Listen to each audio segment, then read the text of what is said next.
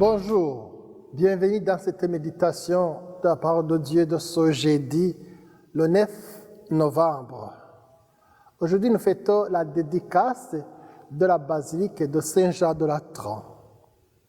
Nous allons voir dans l'Évangile Jésus qui chasse du temple les marchands de bœufs, de brebis et de colombes. Il chasse aussi les changeurs en disant: ne faites de la maison de mon Père une maison de caverne, une maison de trafic. Écoutons cette parole de Dieu. Une lampe sur mes pas, ta parole, une lumière sur ma route.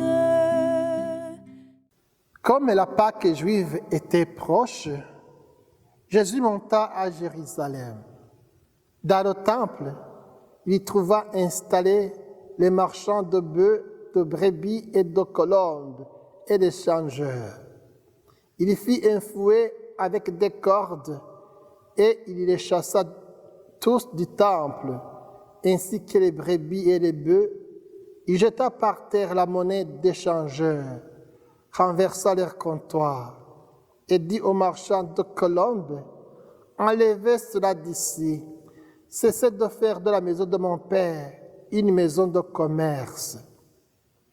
Ses disciples se rappelèrent qu'il est écrit: l'amour de ta maison fera mon tourment. Des Juifs l'interpellèrent: quel signe peux-tu nous donner pour agir ainsi? Jésus leur répondit: détruisez son sanctuaire et en 3 jours je le relèverai.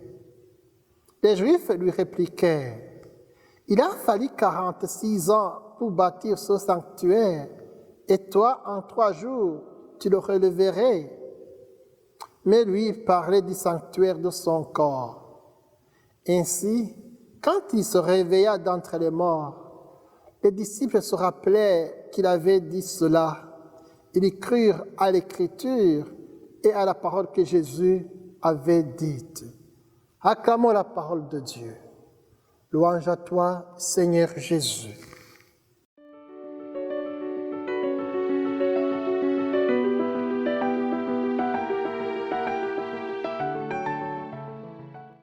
Aujourd'hui, c'est la fête de la dédicace de la basilique Saint-Jean de Latran.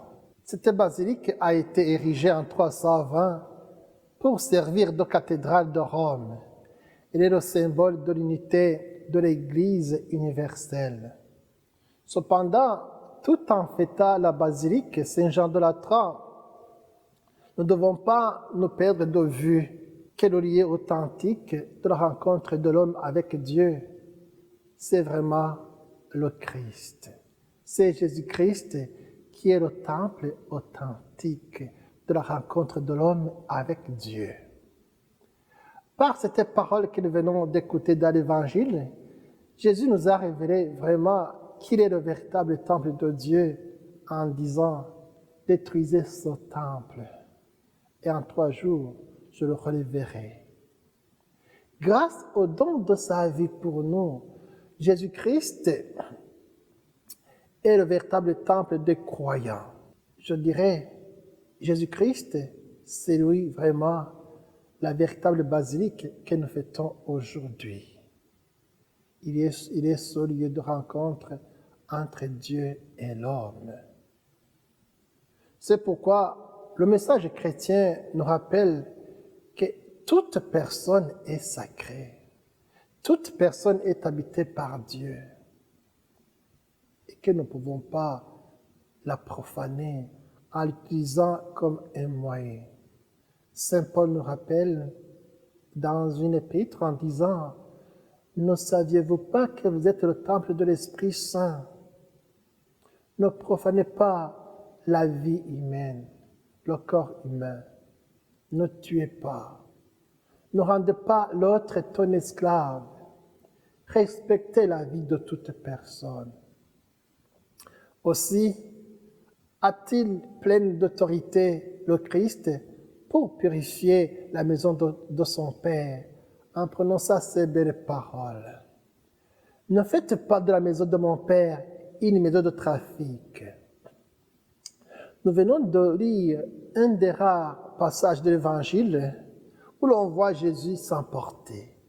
Sa colère n'est pas contre les hommes, mais contre leurs pratiques qui font passer les bénéfices humains avant le culte rendu à Dieu.